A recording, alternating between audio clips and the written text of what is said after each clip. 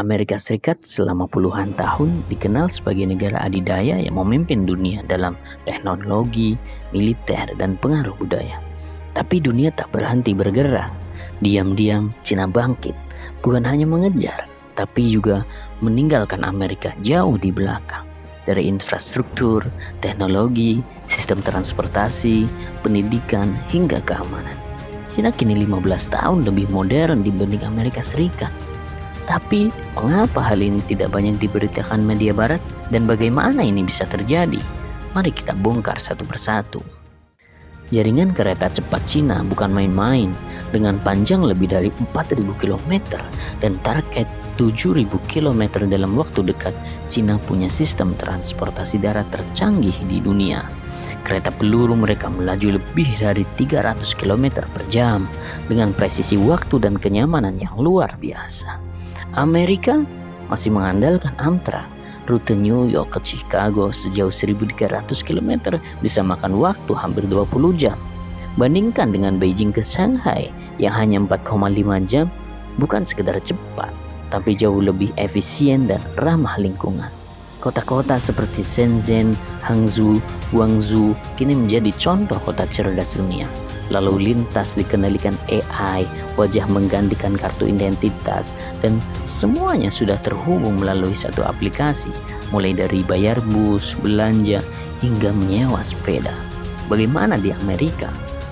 Bahkan banyak kota belum punya koneksi wifi publik yang stabil dan sistem transportasi publik yang ketinggalan zaman.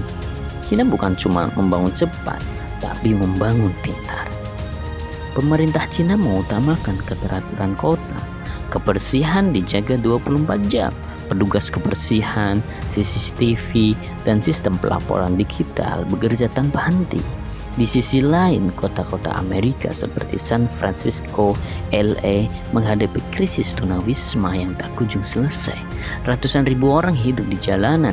Ini bukan sekedar masalah sosial, tapi juga cerminan lemahnya sistem pendukung negara. Ketika Amerika masih mengembangkan 5G, Cina sudah berbicara tentang 6G. Huawei dan ZTE memimpin pengembangan jaringan masa depan.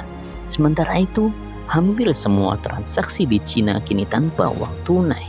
Di pasar malam, di toko kelontong, bahkan pengemis pun menerima QR Code.